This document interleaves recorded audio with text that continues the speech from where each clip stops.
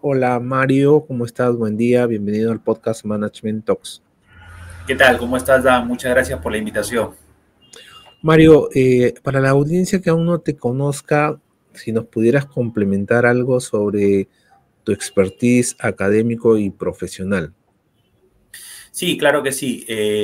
Yo soy economista de profesión. Me he especializado en finanzas. Realizo consultorías a pymes, a micro y pequeñas empresas.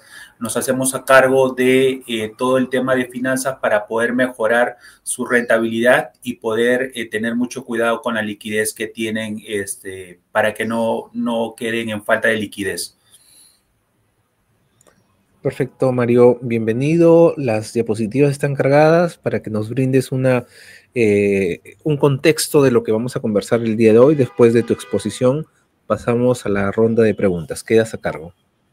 Sí, claro que sí. Muchas gracias, Dan. Miren, la exposición es la clave para acceder a créditos por capital de trabajo, la importancia de las finanzas empresariales en la gestión de riesgos y rentabilidad. Bien, ¿por qué es importante tener las finanzas en orden? El 70% de las pymes en Perú fracasan por tener una mala gestión financiera. Estamos hablando de que las pymes son el 94.5% del total de empresas que hay en el Perú y estamos hablando de aproximadamente 2.100.000 empresas que están constituidas en todo el Perú, en todo el área de Perú. Tenemos también la información, según el INEI, de que el 50 o 5 de cada 10 empresas se queda sin liquidez en los primeros 2 años. Y esto, como les digo, se debe a la mala gestión financiera que tienen, ya que se ha identificado que casi la mitad de las pymes tienen márgenes por debajo del promedio del mercado. Esto debido a que tienen costos operativos altos y asociado a una gestión financiera ineficiente. Entonces, para tener un orden financiero es importante llegar a tener el acceso al capital y así ser sostenible en el tiempo. El objetivo de la ponencia es mejorar la capacidad para gestionar finanzas y acceder a créditos como capital de trabajo.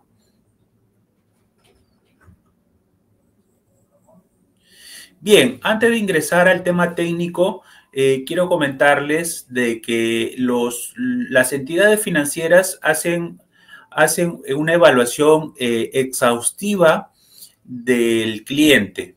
Nos pasa a nosotros cuando deseamos tener un crédito personal, buscan información en SUNAT, buscan información de nuestros ingresos, buscan información de nuestro scoring en las centrales de riesgo. Para las empresas sucede lo mismo. Como las empresas están hechas por personas, lo que hace la entidad financiera es hacer un análisis primero del gerente general y de los socios. Se les hace también como si fueran a darles un crédito personal. Se les busca su scoring, cómo están en el sector con el riesgo financiero, cómo están en las centrales de riesgo, si están pagando bien sus créditos personales, si no tienen ninguna deuda fuerte, si están controlando muy bien sus tarjetas de crédito. Toda esta evaluación es una primera evaluación, es un primer paso que dan las entidades financieras para poder calificar a una empresa. O sea, no solamente es la información que yo les voy a brindar, sino también el hecho de que el gerente general y los socios estén bien en centrales de riesgo y que manejen sus finanzas personales de manera correcta. Bien, una vez realizado esta evaluación, lo que pasa a ver el banco son los estados financieros, el flujo de caja proyectado, el estado de resultados, el estado de situación. Entonces vamos viendo cómo van los activos, los pasivos, cómo está el patrimonio y nos aparece una primera medición que es el ROA versus la TEA. El ROA es el retorno sobre los activos, es un ratio que mide la rentabilidad de los activos. La fórmula es utilidad neta, la utilidad neta que se saca del estado de resultados, dividido entre los activos totales que se saca del estado de situación. Y esto se multiplica por 100. Tenemos el ROA. ¿Y por qué se compara con la tasa efectiva anual? Se compara con la tasa efectiva anual, ¿por qué? Porque el ROA mide la rentabilidad de los activos, o sea, cuánto producen los activos de la empresa. Si un ROA es mayor que la tasa efectiva anual o el interés que te está cobrando el banco, entonces es algo muy bueno, porque los activos están produciendo más para poder compensar ese pago que se va a hacer de interés, que es la TEA, que no es otra cosa más que el interés, como les había comentado, es el costo real del crédito a lo largo del tiempo, y esto tiene mucho que ver porque impacta en el flujo de caja, porque el hecho de que, por ejemplo, si tú tienes de 100 y tienes que pagar 10 al banco, lógicamente que te va a disminuir tu flujo de caja, ¿no? Entonces, la primera medición que tenemos es comparar el ROA versus la TEA. Si tienes un ROA, por ejemplo, del 40% y una TEA del 30%, pues entonces vamos bien en este análisis comparativo.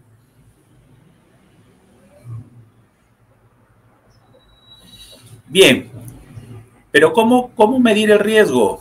El riesgo es importante. ¿Cómo se mide el riesgo? El riesgo financiero, lo que hacen los bancos es tener en cuenta algo de la posibilidad de no cumplir con la obligación en el tiempo que se va a dar o el lapso de tiempo que se va a dar el crédito, ya sea si es capital de trabajo 1 año, 2 años.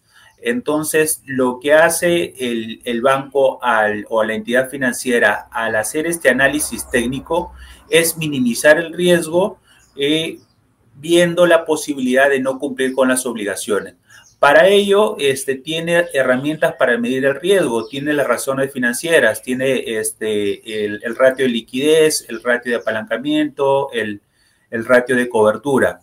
Tiene también el análisis de flujo de caja proyectado. Lo que hacen las empresas es presentar un flujo de caja con sus ingresos proyectados conservadores, ¿no? Se tiene que hacer un flujo de caja proyectado conservador en donde los ingresos aumenten, pero en cierta proporción.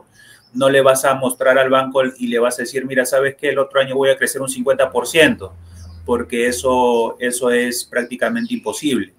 Entonces se tiene que presentar un flujo de caja proyectado real, donde ellos analizan los ingresos de acuerdo a la información que nosotros damos con el histórico, con lo que hemos hecho o con lo que la empresa ha producido y ha tenido ingresos.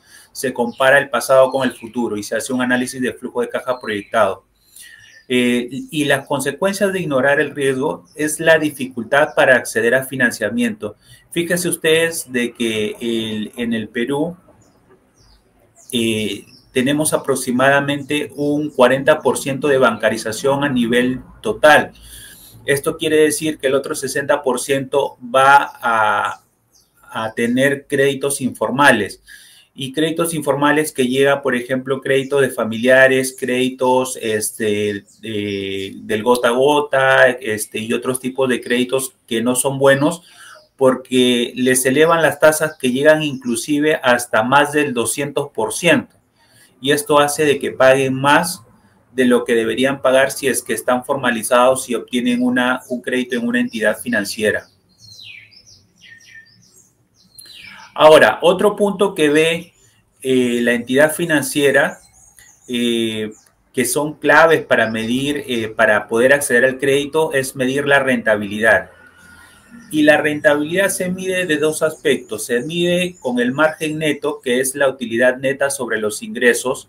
El margen neto se ve en el flujo, en el estado de resultados, en donde luego de tener la utilidad operativa, descontamos el impuesto a la renta, nos queda la utilidad neta. Y esto convertido en porcentaje es el margen neto.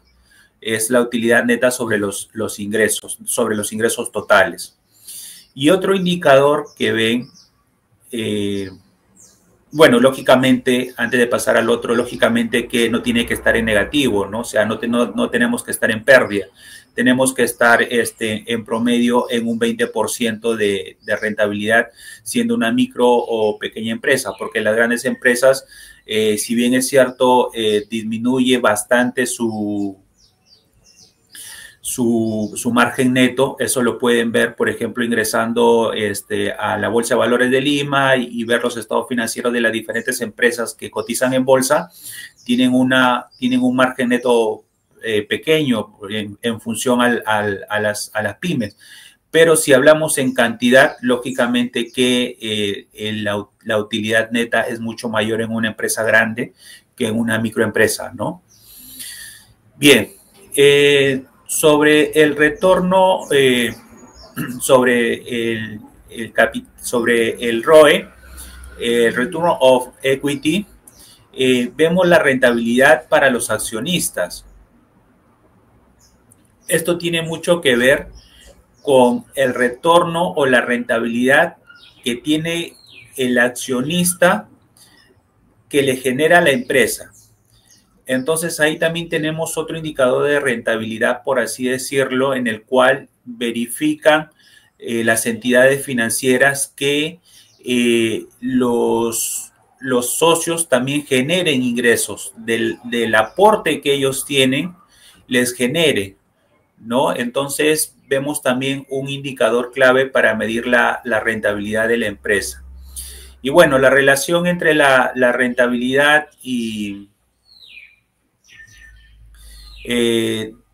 que se da entre la rentabilidad o el margen neto y la rentabilidad para los accionistas es la viabilidad de un crédito, ¿no?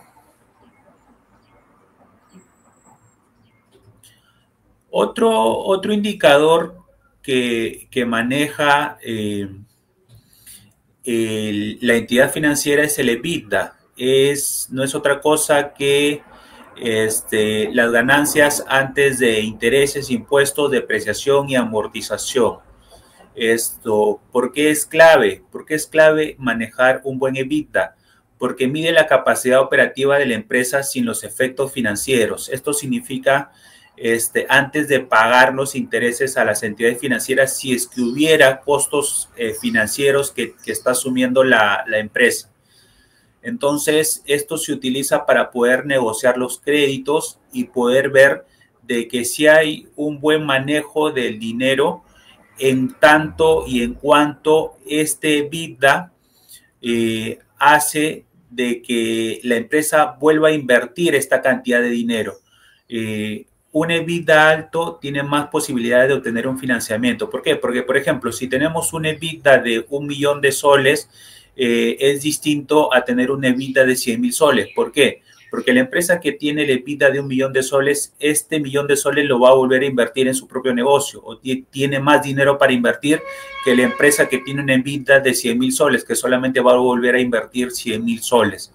Entonces, esta es la importancia del EBITDA para poder tener la confianza, porque más que todo, con estos indicadores es generarle confianza a la entidad financiera, no decirle, mira, ¿sabes qué?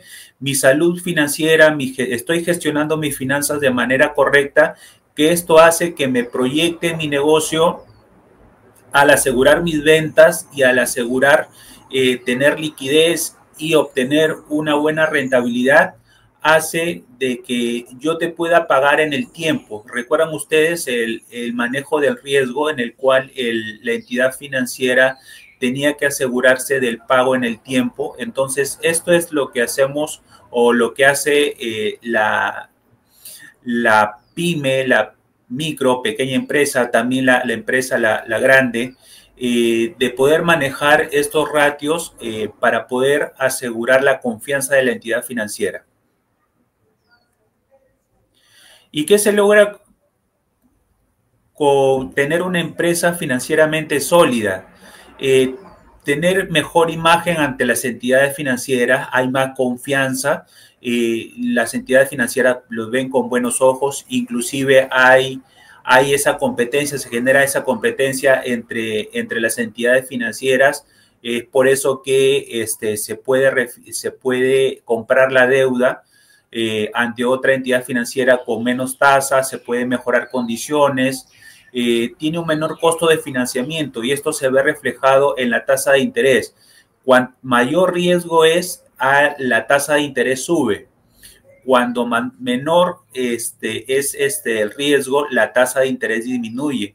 Por eso que las grandes empresas tienen unos costos de financiamiento bajos. ¿Por qué? Porque al banco le interesa el retorno del capital. Lógicamente ganar con los intereses, pero ellos se aseguran en la devolución del capital. Entonces, tener esta empresa financieramente sólida hace que tengamos tasa de intereses bajas, menor costo de financiamiento y acceso a oportunidades de expansión, si es que queremos tener otros tipos de proyectos. Bien, es hora de transformar tus finanzas. Las finanzas organizadas son las llaves para crecer. Tienen ahí mi contacto, mi WhatsApp y tienen un código de barras, un QR que les va a llevar a un cuestionario que les va a ayudar mucho, ya que estoy haciendo yo un estudio justamente de las pymes y de la gestión financiera, que es un estudio científico. Muchas gracias, Dan. Perfecto, Mario, interesante lo que nos acabas de compartir, la exposición que has realizado. Vamos a una breve pausa para poder retornar con la sección de preguntas, ¿no? Justo acá nos han dejado por interno algunas que nos gustaría trasladártelas. Vamos a la pausa y volvemos.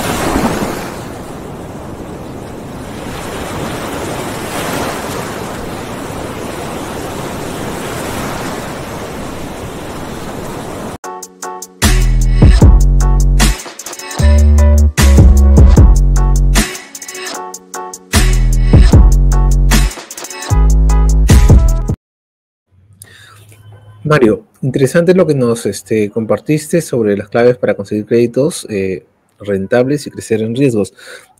Para las personas que se están conectando en este momento o luego vean la grabación, ¿nos podrías indicar cómo pueden hacer para seguirte? Vaya a ser que luego nos quede corto el tiempo y no podamos darte los créditos respectivos. ¿Cómo te ubican?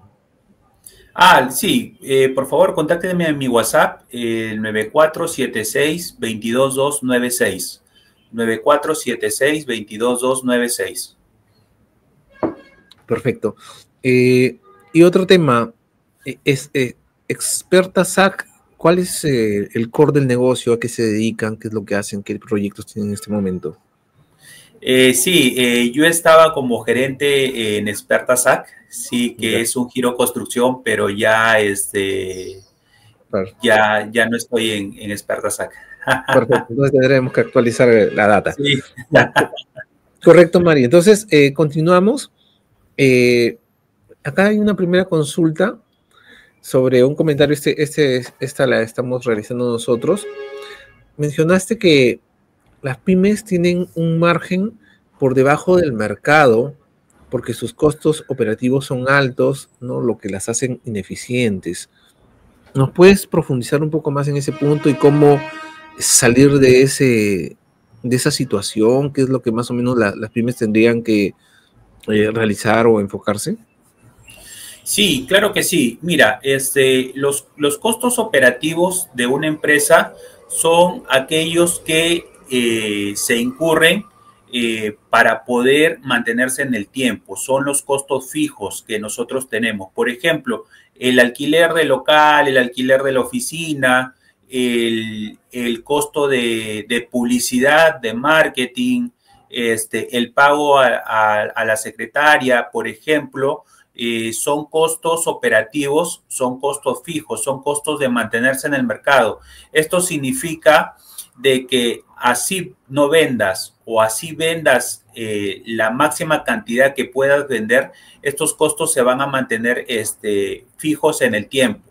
Entonces, estos costos operativos por lo general son altos. Por ejemplo, un restaurante que no sepa manejar su personal y que en vez de si necesitase dos meseras o dos meseros, en lugar de eso, sin hacer un previo análisis, pone 3 o 4 meseros, está aumentando sus costos operativos. Esto hace que tenga que pagar más sueldos en el mes y al final la rentabilidad disminuya. Esto es lo que quiere decir con que las empresas o casi la mitad de las empresas trabajan con márgenes menores o por debajo del promedio del mercado, porque tienen costos operativos altos, porque no saben manejar estos costos que es importante saber manejarlos para poder tener una rentabilidad interesante. Entonces, al no saber manejar estos costos operativos, hace de que se eleven los gastos en general y por ende la rentabilidad disminuya. O por ejemplo, si podemos ver en el alquiler, ¿no? De buscar un alquiler un poco bajo, un poco menor a lo que se está acostumbrado a pagar. Por ejemplo, tenemos estos alquileres de coworking que son un poquito caros, ¿no? Y que por comodidad uno se siente bien y se siente cómodo. No estoy en contra de los coworking, ojo, sino estoy dando un ejemplo de los costos en los cuales uno puede tal vez compartir una oficina y pagar menos el alquiler y así poder aumentar su rentabilidad.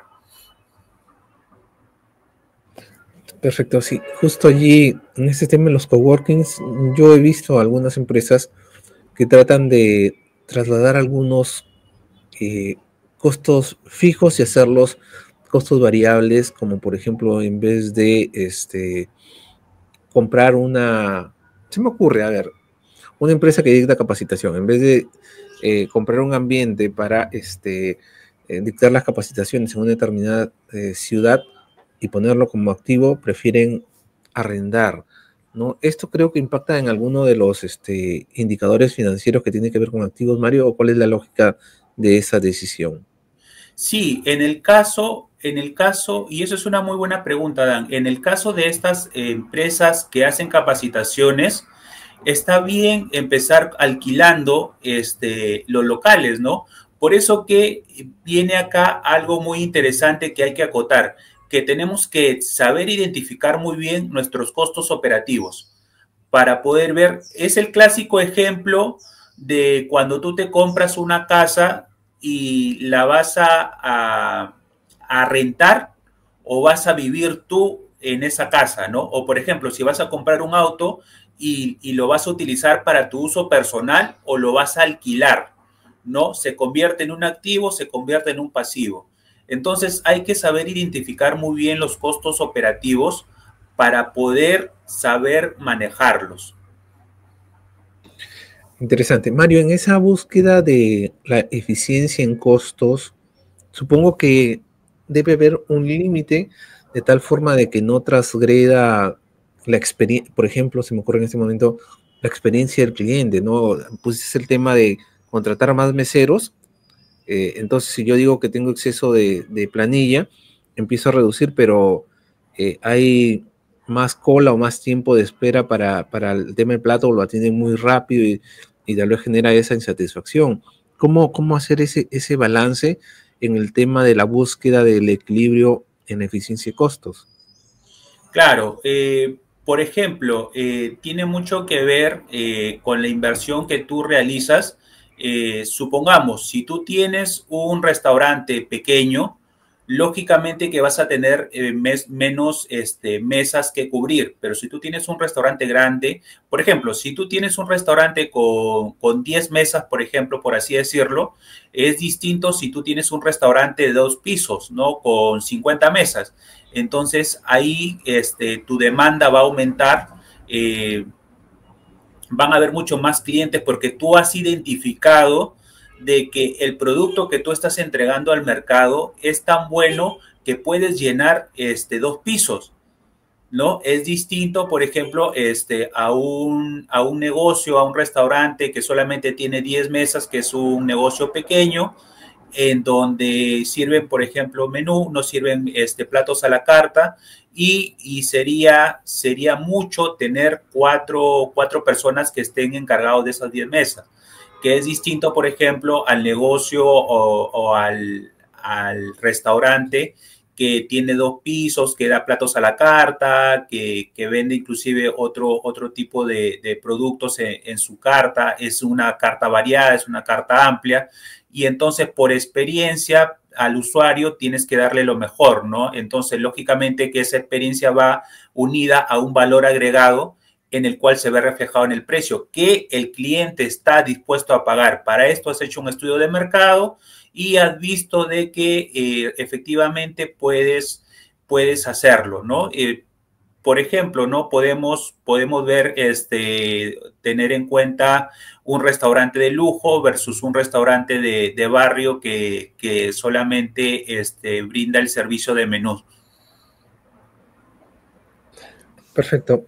Mario, pasemos entonces ahora al tema de los préstamos que se realizan en las entidades financieras, en este caso de las empresas. Y allí hay un dato que mencionaste que me llamó la atención de estos préstamos en el mercado informal, ¿no? Familiares, personas que hacen préstamo, los famosos prestamistas o los gota a gota que podían llegar hasta 200% mencionaste. Eh, pero también he escuchado comentarios, ya regresando al mercado formal, de empresas en donde, mejor dicho, entidades financieras en donde sus préstamos van, por ejemplo, entre el 60 a un 120%.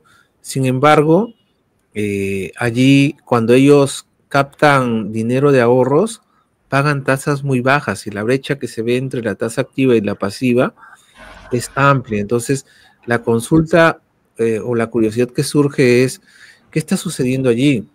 Hay usura por parte de las entidades financieras, son ineficientes y sus costos son muy altos y por lo tanto tienen que cobrar tasas altas para poder cubrir eso, o qué es lo que está sucediendo.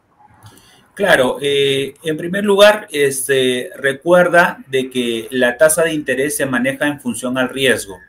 Si se va a ver que la microempresa, la pequeña empresa, o la microempresa va a tener dificultades de poder pagar en el futuro, inclusive le deniegan el crédito, porque ten en cuenta la irresponsabilidad que ha habido en el manejo de entrega de créditos, que la SBS ha intervenido, Caja Sullana, intervino la otra financiera que ahora no recuerdo el nombre, pero por este La mal Piura creo que manejo, es.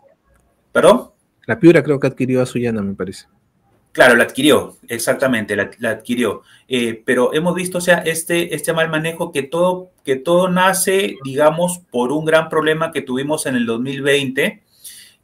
Muchos de los microempresarios no pudieron pagar.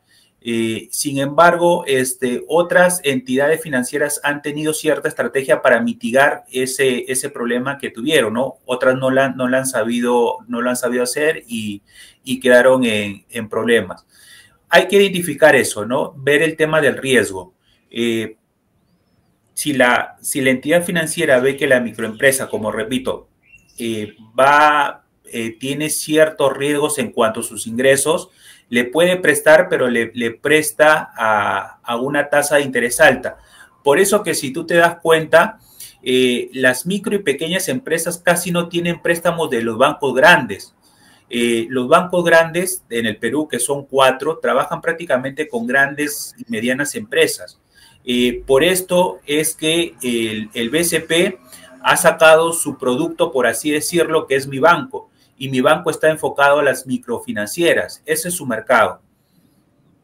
Y ahora, el otro punto, ver por qué las tasas pasivas son menores a las tasas que dan en crédito, es por los productos que se manejan. Por ejemplo, las tasas de ahorros, las cuentas de ahorro, los productos de ahorro, te pagan una tasa por debajo del 1%, pero es simplemente para poder guardar tu dinero. Ahora, si quieres tú tener una tasa un poco más alta, recuerda que la tasa está en función al riesgo, entonces te vas a un fondo mutuo, te vas a un plazo fijo, en donde la entidad financiera sí toma tu dinero y lo puede manejar en compra de acciones o prestando dinero, porque ten en cuenta de que el dinero tuyo, si lo metes a una cuenta de ahorro, simplemente va a estar parada, por así decirlo, en el banco. Que eso no se cumple, que el banco de todas maneras sí toma tu dinero para poder prestarlo, también es otro tema. Pero ten en cuenta también de que según el multiplicador en el cual bancario, en el cual el banco o las entidades financieras trabajan con el Banco Central, esto hace que el dinero que tengan guardado en el banco lo multipliquen por X cantidad de veces que indica el Banco Central. Esto hace de que sea un dinero digital. O sea, por ejemplo, cuando tú vas a pedir un crédito al banco, el banco, ¿qué es lo que hace? ¿Te da el dinero o te hace un depósito en tu cuenta de ahorros? Te hace un depósito en tu cuenta de ahorros. Entonces, esto quiere decir de que al utilizar este multiplicador, hay un dinero que está circulando en la economía, que es el dinero físico, pero que hay otro dinero que se crea, que es el dinero digital, por así decirlo. Por así decirlo, es un dinero ingresa a tu cuenta de ahorro, pero de manera digital. Entonces hay que tener en cuenta eso, que los bancos también trabajan de esa manera, que es algo que casi las personas no conocen este tema. Piensan de que los bancos toman el dinero de los superavitarios, de las personas que ahorran y prestan ese dinero, ¿no?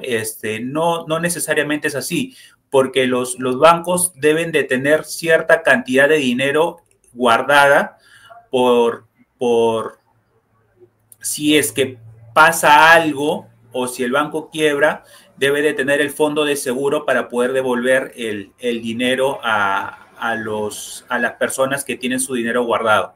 Entonces, todo depende del producto, ¿no? Si es un producto pasivo, por así decirlo, en donde solamente dejas tu dinero en el banco, tienes mucho menos riesgo de que puedas perder tu dinero, entonces tienes una tasa baja.